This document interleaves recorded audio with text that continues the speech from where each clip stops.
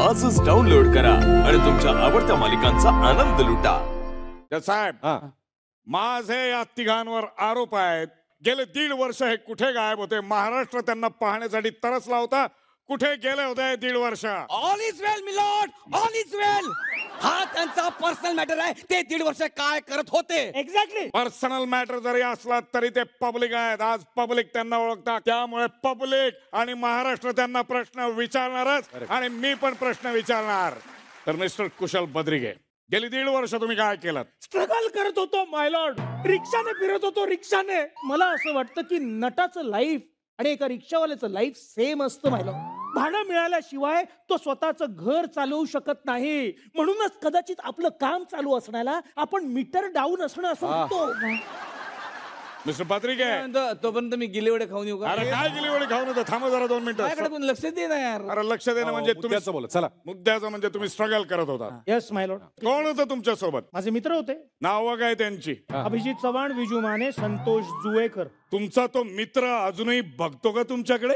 का मी बघितलंच नाही, मी बघूच शकत नाही असं म्हणतो तो? असं का म्हणेल तो? मी म्हणजे काय, तुम्ही केलेला तो शक्तिमान पिक्चर आहे न बघायला? अयो, शक्तिमान आसरावचं पिक्चर केलं आहे नी? नाहीतर काय. तुझ्या पिक्चरची यादी काढली तर अरे असं 14 कोटी जनतेला म्हणावं लागेल. यांनी जो सिनेमा केलाय तो 2 वेळा रिलीज केला. यांनी मागच्या वर्षी आल्याड नावाने, या वर्षी पल्याड नावाने. एक मिनिट. त्यांच्या आल्याड पल्याड या सिनेमावर काही बोलू नका. पार्ट 2 मध्ये मी आहे. तर माझा दुसरा आरोप असा आहे मिस्टर भारत गणेश पुरे, कुशल बद्रिके, श्रेया बुगडे. पटकन तर्री पोहे खाऊन येऊ का? अरे काय तुला भूक लागली तर्री पोहे खायला? थांब जरा तिकडे. श्रेया बुगडे, कुशल बद्रिकेंनी तर उत्तर दिलेलं आहे. तुम्ही काय केलं 1.5 वर्ष? मी ती कला शिकले ज्यात मी पारंगत नव्हते. म्हणजे पाककला. श्रेया बुगडे, तुम्ही खोटं बोलताय. काय? पापलेटच्या नावाने हलवा खायला घालते ही बाई. नाही. मी श्रेया बुगड्यांच्या घरी जेवलेलो आहे. तो हलवा जरी असला तरी पापलेटची मिमिक्री जबरदस्त करतो. मला माहिती आहे. आणि जज साहेब, हा व्यक्ती स्वातंत्र्यावर घालाय. माझा असेल स्वयंपाक करेल, नाही तर फ्रीज खाली अंडा पावची गाडी टाकेन. अरे वा, अंडा पावची आठवण आली. येऊ का पटकन? सतत कशी भूक लागते तुम्हाला? माझ्यावर लक्ष दे. लक्षच देईना म्हणजे काय? आता मी तुमच्याकडेच येणार आहे. भारत गणेश पुरे, तुमच्यावर असा आरोप आहे की तुम्ही सगळ्या गोष्टी वराडी भाषेतच करता. नाही, खोटं आहे, साप खोटं आहे. अरे मी आता का इंग्लिश पिक्चरची ऑडिशन देऊन आलो. काय सांगतोय? हा भाई कुठे भाई खा करून आला बाय. सोयाबीन सोंगाला खा नाही हालता तो. पूर्ण कट्टुकट डायलॉग पाठ होते माया. आणि हे असं बोलण्याने झालं तुमचं सिलेक्शन? नाही रे, त्यांचं बजेट कमी होतं रे. टॉम क्रूजला घेतलं त्यांनी. नाही, पण आरोप अतिशय गंभीर आहे जज साहेब.